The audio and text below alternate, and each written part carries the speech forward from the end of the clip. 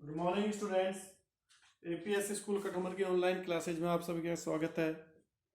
हमारा जो टॉपिक चल रहा था परमाणुविक स्पेक्ट्रम, उसके हम लास्ट चरण में आ गए हैं।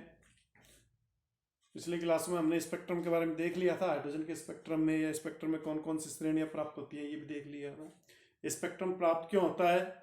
जब प्राप्त होता है जब इलेक्ट्रॉन उच्च ऊर्जा स्तरों से निम्न ऊर्जा स्तर में संक्रमण करता है। इलेक्ट्रॉन उच्च ऊर्जा कक्षकों से निम्न ऊर्जा कक्षा में आता है तो एक निश्चित मात्रा में ऊर्जा का उत्सर्जन करता है और वो ऊर्जा विद्युत चुम्बकीय विकिरण के रूप में निकलती है। विद्युत चुम्बकीय विकिरण के रूप में निकलती है तो हमें वो स्पेक्ट्रम में प्राप्त हो जाती है, जिस भी तरंग दैर्ध्य की वो जिससे तरंग दैर्ध्य से वो संबंधित होती है। अब देखते हैं स्पेक्ट्रम की व्याख्या, हाइड्रोजन के रेखा स्पेक्ट्रम की व्याख्या।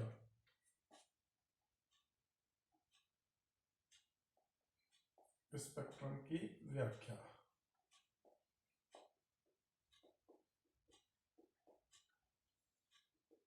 जब इलेक्ट्रॉन N2 ऊर्जा स्तर से निम्न ऊर्जा के N1 ऊर्जा स्तर में आता है, ऊर्जा स्तर में आता है या कूदता है, तो हमें पता है कितनी ऊर्जा उत्सर्जित होगी विद्युत चुम्बकीय विकिरण की। तो विद्युत चुम्बकीय विकिरण के रूप में ऊर्जा का उत्सर्जन करता है, उत्सर्जन करता है।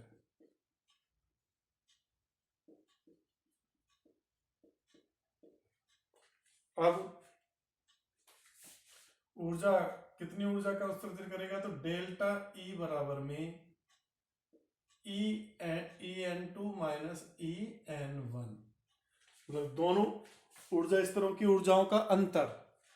ऊर्जा स्तर की ऊर्जा ज्ञात करने के लिए अपन ने ये फॉर्मूला बताया था। एनवे कोश की ऊर्जा कैसे ज्ञात करते हैं?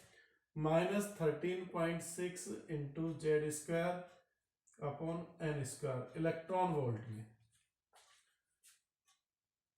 तो ये तो En2 और ये En1 भाई delta E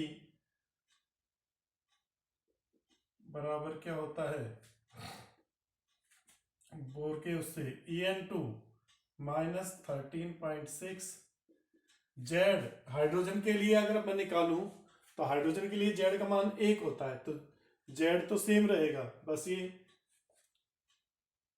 13.6 upon 1 upon N2 का स्क्वायर माइनस का 13.6 इंटू 1 अपॉन N1 का स्क्वायर।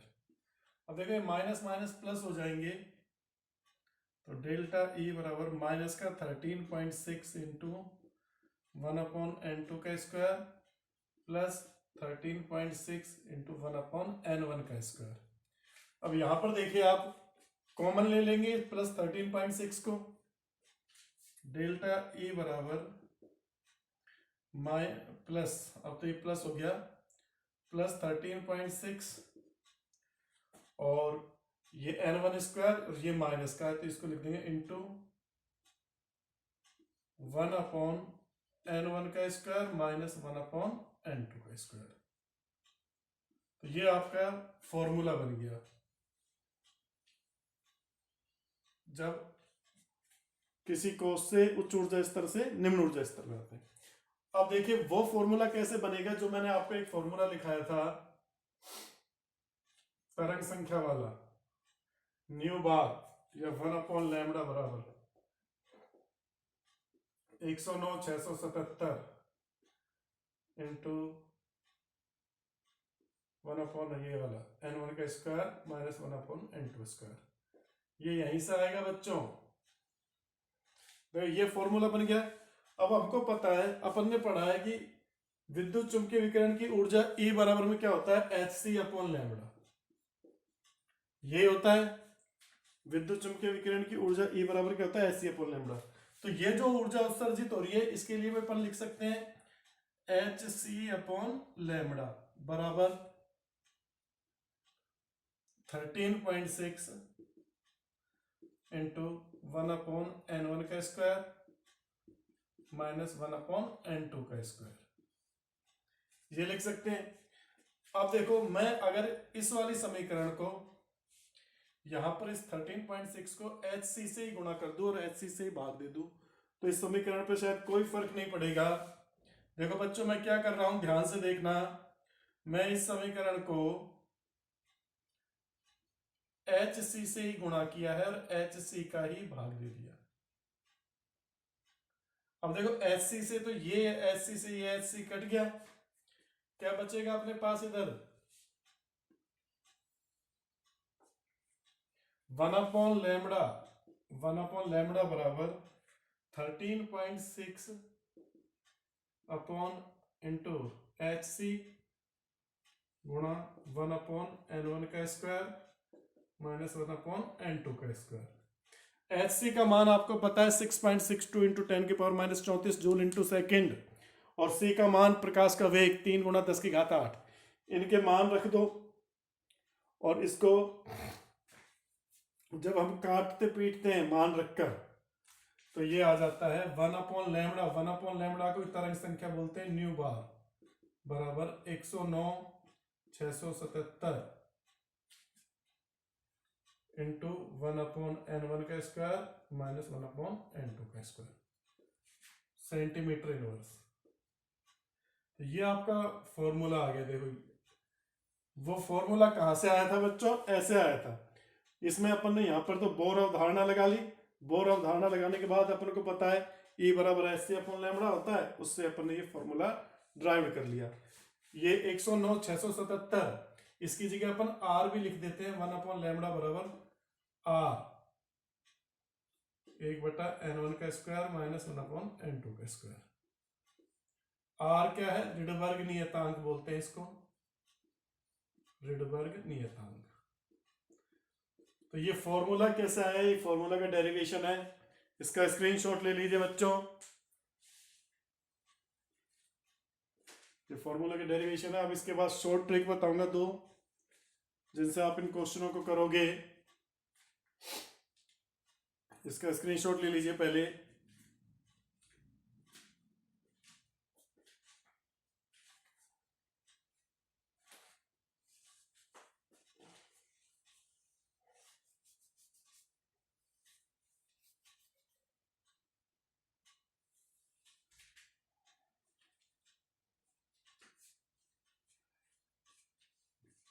हाँ भाई, ये मिटा देता हूं मैं इसको।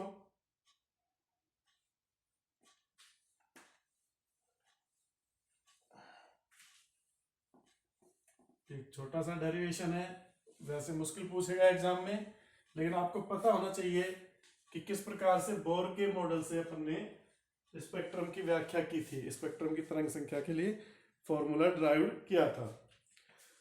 अब देखें, एक तो दो शॉर्ट ट्रिक हैं जिनसे आप जब संक्रमण में उत्सर्जित विकिरण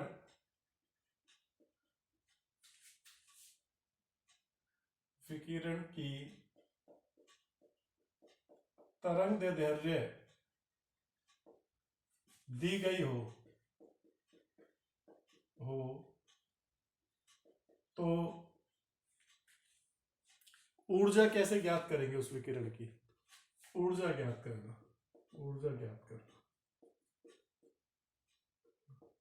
तो इसमें देखो, वैसे तो आपको पता है E बराबर क्या होता है, Hc अपॉन लैम्बडा, पर लैम्बडा वो देगा तो आपको H और C के मान रखने पड़ेंगे।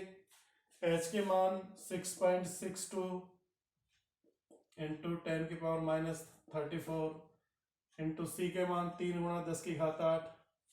लैम्बडा का मान वो आपको देगा, मीटर है, सेंटीमीटर है, और ऊर्जा वो पूछता है वो जूल में या इलेक्ट्रॉन वोल्ट में।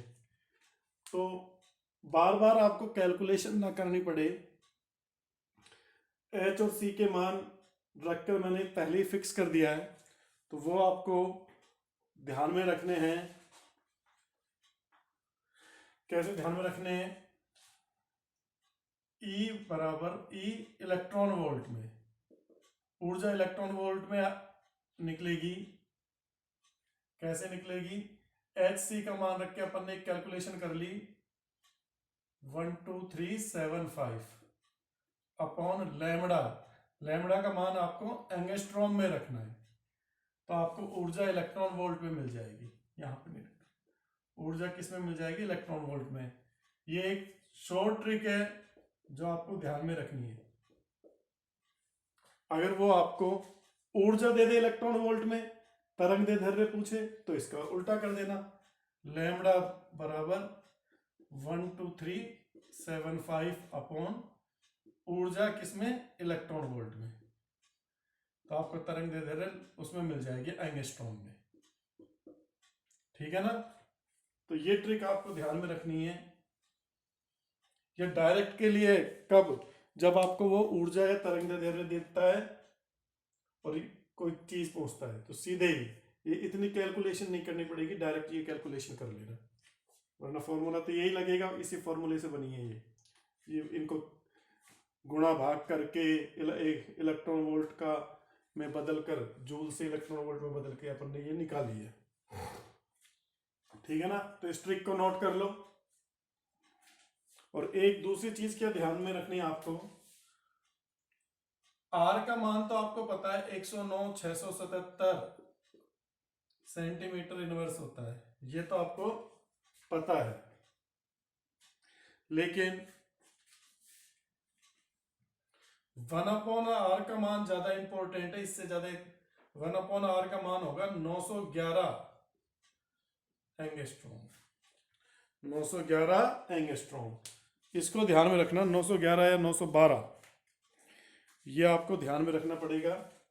इससे अपन फटाफट तरंग दैर्ध्य निकाल सकते हैं। ठीक है ना भाई? तो ये 2-3 ट्रिक हैं, इनको ध्यान में रखना। एक तो ये वाली, इस चीज को ध्यान में रखना, और एक ये फॉर्मूला याद रखना। इससे अपन फिर आगे के क्वेश्चन करेंगे। बाकी आपको लाइमन, बामर, पासचैन, ब्रैकेट, फंड इनकी जानकारी होनी चाहिए।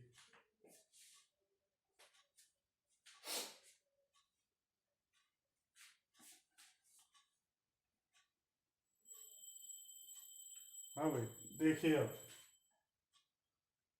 मिटा दो, ये स्क्रीनशॉट ले लीजिए फटाफट।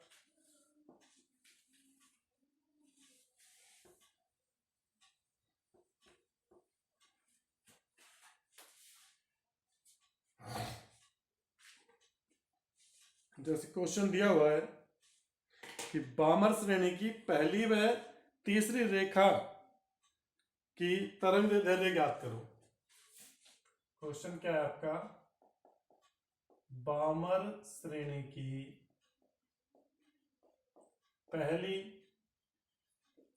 व तीसरी रेखा की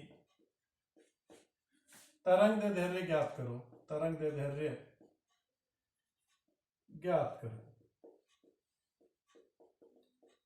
कैसे ज्ञात करोगे? देखो भाई, आप बामर श्रेणी के लिए, लाइमन, बामर श्रेणी के लिए n1 का मान हमेशा क्या रहेगा? 2,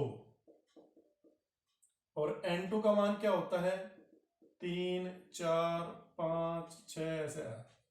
अब देखो, पहली रेखा तो कब प्राप्त होगी? जब तीसरे से दूसरे में आएगा। और तीसरी रेखा कब प्राप्त होगी? जब पांचवे से दूसरे में आएगा। तो पहले पहली रेखा की तरंग दैर्ध्य, पहली रेखा के लिए n1 का मान 2 और n2 का मान 3। तो पहली रेखा की तरंग दैर्ध्य क्या हो जाएगी? कैसे निकालोगे? वही फॉर्मूला लगा दो आप, 1/λ बराबर r इंटू जेड स्क्वायर, वो तो है ही। तो 109,677 जेड स्क्वायर का मान, जेड का मान 1 होता है इसलिए करने की जरूरत नहीं है। 1/n1 का स्क्वायर माइनस 1/n2 का स्क्वायर। यहां पर 109 677 की जगह r लिख लो, r इंटू जेड स्क्वायर, ये लिख। r का मान आपको पता है 109 677 होता है, लेकिन अपन r का मान नहीं लिखेंगे, अपन 1/r के मान को प्रयुक्त करेंगे, तब अपना इजी हो जाएगा थोड़ा। तो यहां पर देखो z का मान 1 है ही, इसको लिखने की जरूरत नहीं।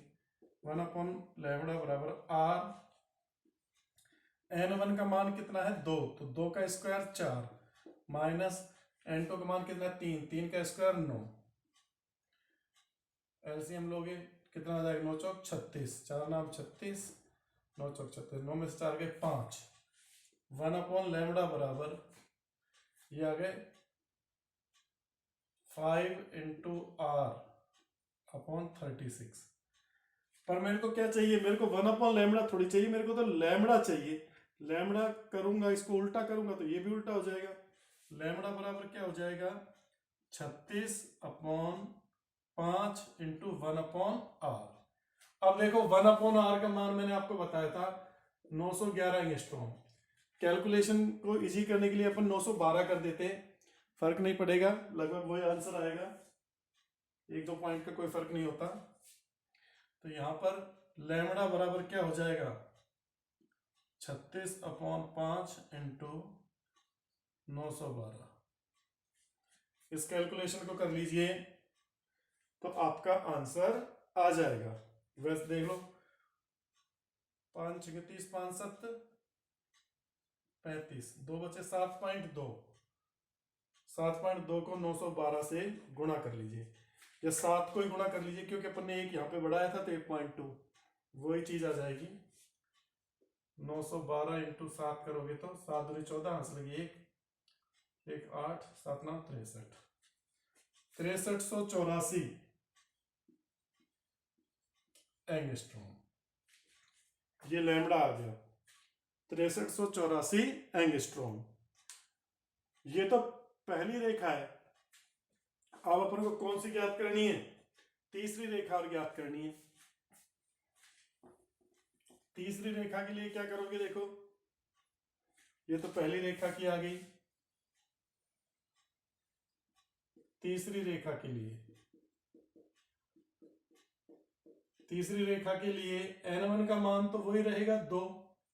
भाई बामर श्रेणी प्राप्ति जब होती है जब n1 का मान 2 होता है, लेकिन n2 का मान क्या हो जाएगा, n2 बराबर, देखो तीसरी से प्रथम रेखा, चौथी से दूसरी, तो पांचवी से तीसरी, 5। आए नहीं समझ में बात, नहीं समझ में आए तो यहां से समझ लो, ये दूसरा कोष है, ये तीसरा, ये चौथा, ये पांचवा। तो बामर श्रेणी दूसरे में प्रथम रेखा कब मिलेगी, जब तीसरे से दूसरे में आएगी, द्वितीय रेखा जब चौथे से दूसरे में आएगी, और तृतीय रेखा जब पांचवे से दूसरे में आएगी, तो पांचवे से दूसरे में। अब इसके लिए 1/λ बराबर r, 1/n1 का मान तो क्या, 2 का स्क्वायर 4 और 5 का स्क्वायर 25। एलसीएम लोगे आप, कितना आ जाएगा, है भाई 25 के 100, यहां 25 4, तो 1/λ बराबर क्या आ जाएगा, 25 में 21 इंटू r अपॉन 100। तो लैम्बडा बराबर क्या हो जाएगा, 100/21 इंटू 1/r। 1/r का मान आपको पता है 912, तो 100 इंटू 912/21, ये काट लो, कैलकुलेशन कर लो, आपका आंसर आ जाएगा। तो देखो डायरेक्ट तरंग दैर्घ्य आ गई।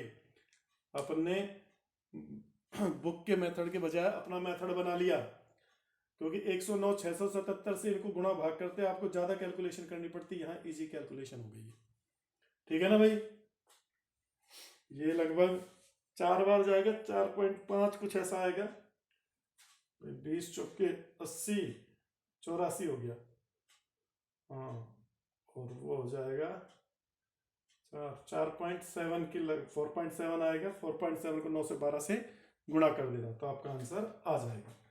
तो इस तरह से अपन ये इनकी तरंग दैर्ध्य ज्ञात कर देते हैं। उतार लीजिए, इसका स्क्रीनशॉट ले लीजिए भाई।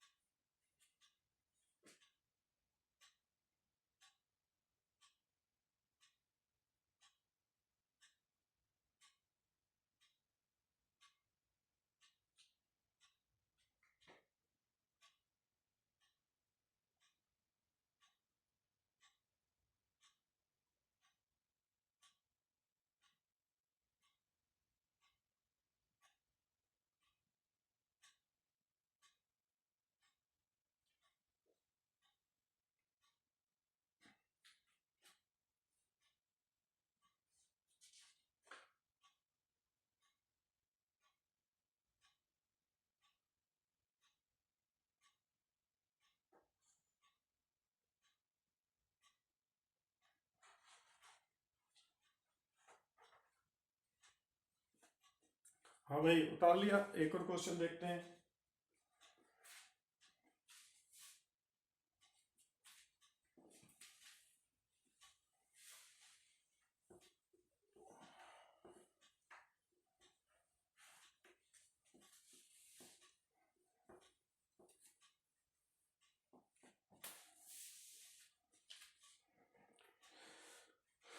क्वेश्चन है, पाश्चन श्रेणी की सबसे छोटी तरंग दैर्ध्य ज्ञात कीजिए।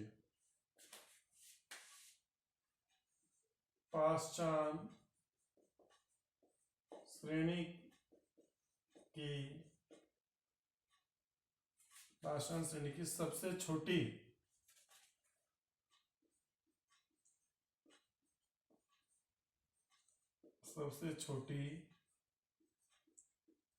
तरंग दैर्ध्य ज्ञात कीजिए।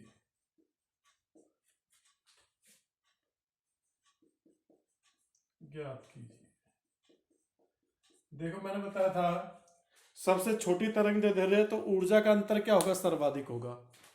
जितनी ज्यादा ऊर्जा होगी, क्योंकि अपन ने पढ़ा है E समानुपाती 1/लैम्बडा। अब लैम्बडा का मान कम है तो ऊर्जा का मान सबसे ज्यादा, और ऊर्जा सबसे ज्यादा कब उत्सर्जित होगी, जब इलेक्ट्रॉन अनंत से किस में आएगा, आपके N1 में आएगा। अब N1 का मान पाश्चान श्रेणी के लिए आपको पता है, लाइमन, बामर, पाश्चान के लिए 3 होता है। तो पाश्चान श्रेणी के लिए पहले तो यही चीजें लिखनी पड़ती है बेटा, इसलिए मैंने पहले श्रेणियां बताई थी, लामर, बामर, पाश्चान, ब्रैकेट, फंड, हम्फ्री। इनके लिए N1 N2 के मान। पाश्चान श्रेणी के लिए N1 का मान तो 3 होता है, और N2 का मान क्या होता है, 4, 5, 6, 7, फिर इन्फिनेटिव, अनंत, जहां पर ऊर्जा क्या हो जाए, 0। तो इसके लिए ज्ञात करेंगे 1/लैम्बडा बराबर R 1/N1 का स्क्वायर माइनस 1/N2 का स्क्वायर। 1/लैम्बडा बराबर R के मान की अभी अपन नहीं रखेंगे, क्योंकि अपन 1/R का मान रखेंगे। तरंग दैर्ध्य ज्ञात करनी है। N1 स्क्वायर, 3 का स्क्वायर 9 होता है, 3 3 9, 1/9 माइनस 1/N2 कब प्राप्त होगी, जब अनंत से आएगा, क्योंकि ऊर्जा अंतर सर्वाधिक हो जाएगा ना।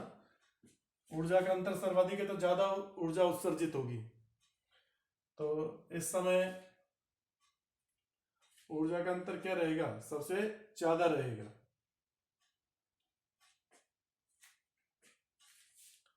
तो यहाँ पर आपके आ जाएगा इन्फिनेटिव, इसका इसमें भाग दोगे तो 0 हो जाएगा। 1/λ बराबर क्या आ जाएगा, r/9, और लैम्डा बराबर क्या हो जाएगा, 9/r। अब 1/r का मान आपको पता ही है, तो 9 × 911, भाई 1/r का मान आपको बता रखा है 911 एंगस्ट्रॉम होता है। तो इसका कितना आ जाएगा, देखो एक बार, लगभग 9 × 9 9 × 9 81 81,8199 एंगस्ट्रॉम। ठीक है भाई।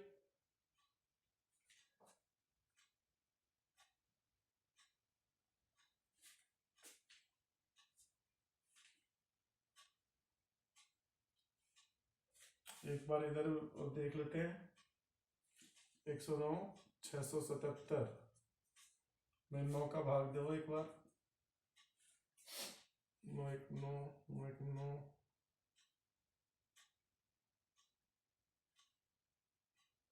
9 × 9 9 × 9 9 सेंटीमीटर इनवर्स है।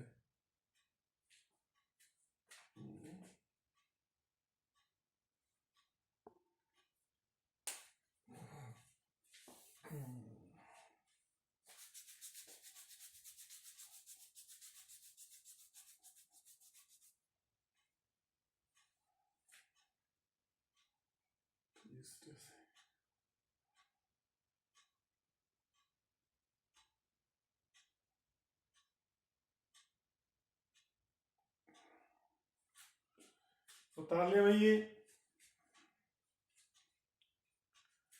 बाकी और क्वेश्चन में आगे न्यूमेरिकल सेक्शन में कराऊंगा। अपना ये स्पेक्ट्रम का जो टॉपिक है वो कंप्लीट हो गया है।